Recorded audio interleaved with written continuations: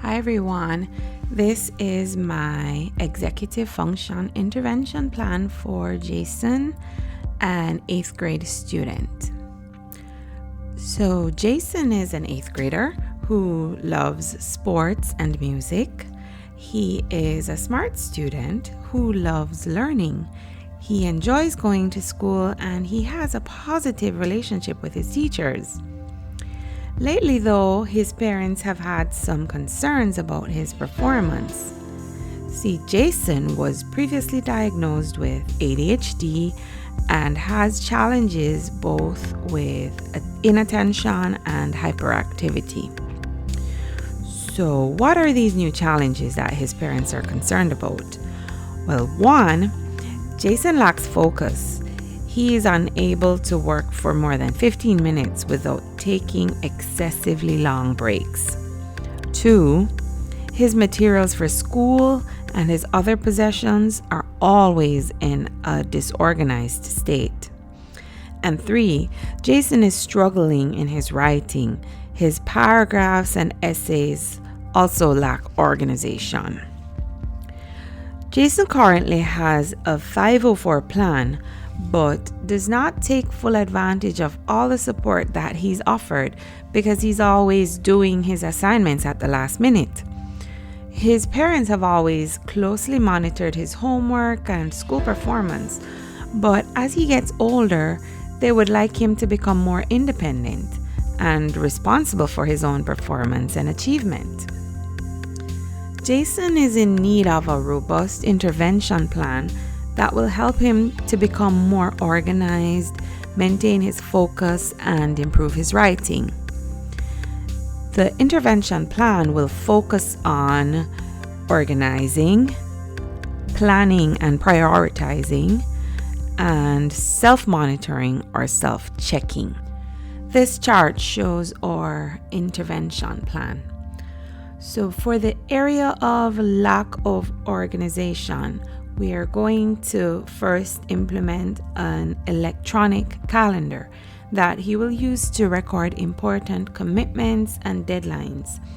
This he will have to review daily at set times to make this a part of his routine.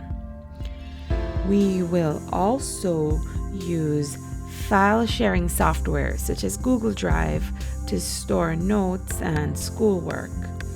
We will use timers as well, specifically on his cell phone, to time activities so that he knows to spend an adequate amount of time on each assignment or project.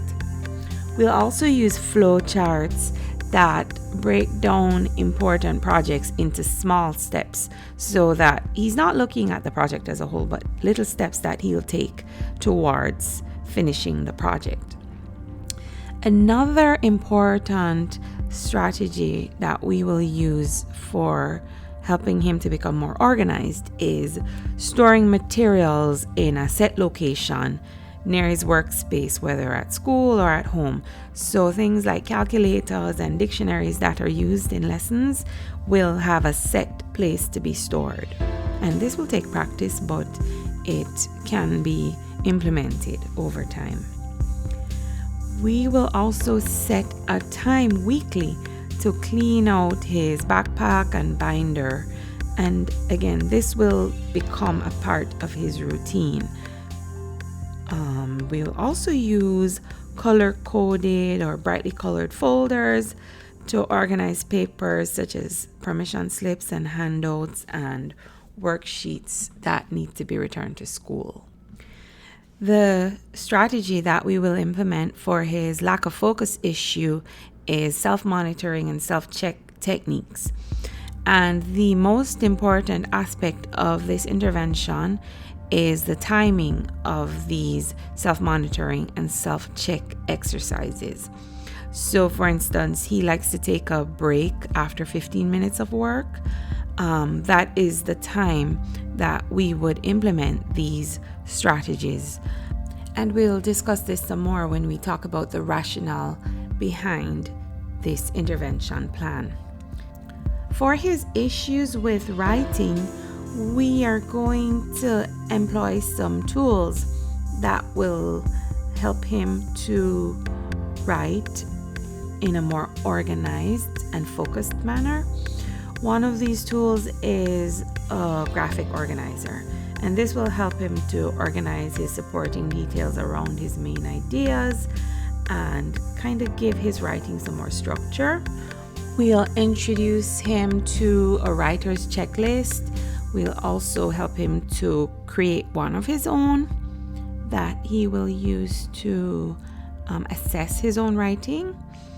He'll also review his writing and, of course, edit and revise using different colored pens and also some other strategies that we'll discuss in the rationale. Finally, having a plan for him to track and monitor his progress is crucial to him improving his writing.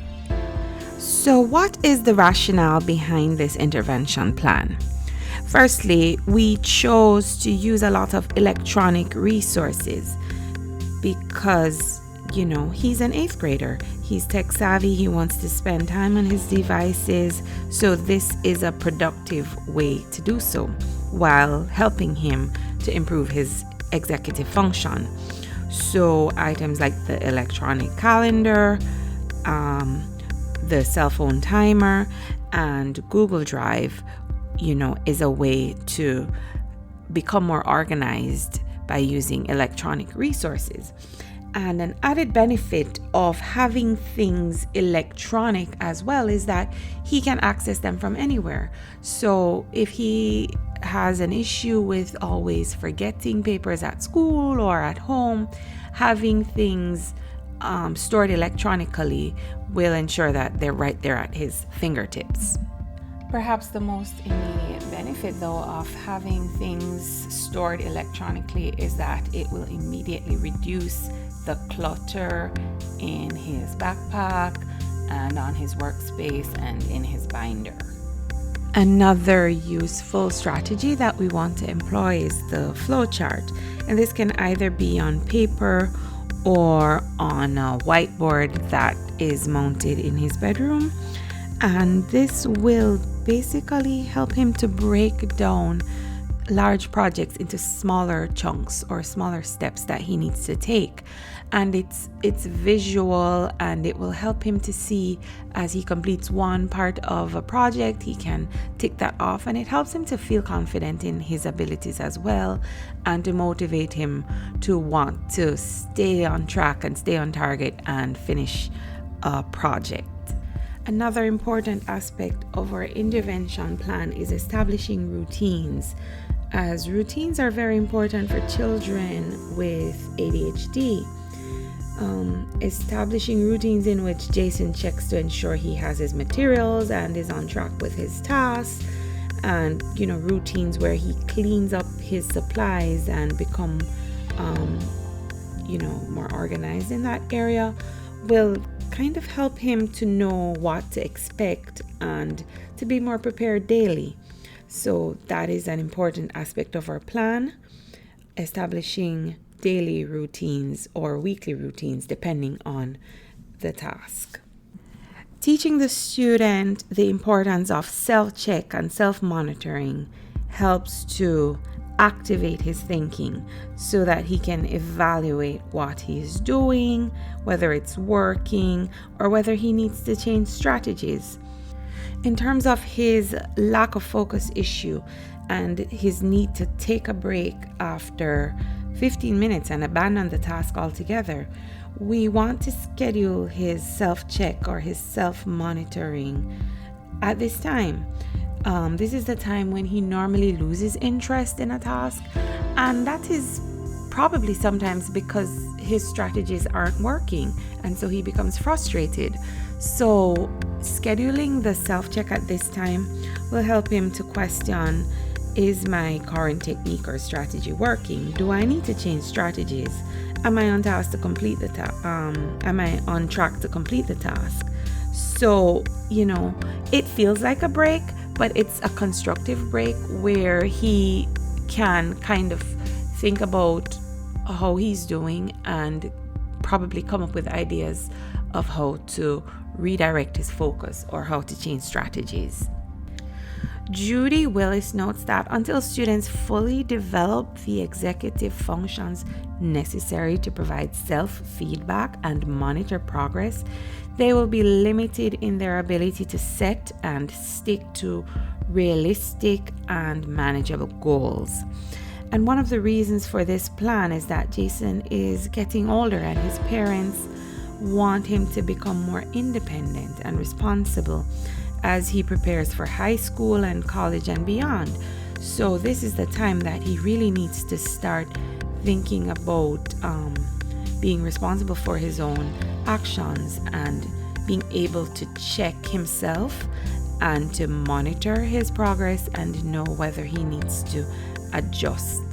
In terms of his writing, the rationale for using graphic organizers to improve his writing is based on their long-established usefulness in helping students depict important ideas, then show their relationship to each other.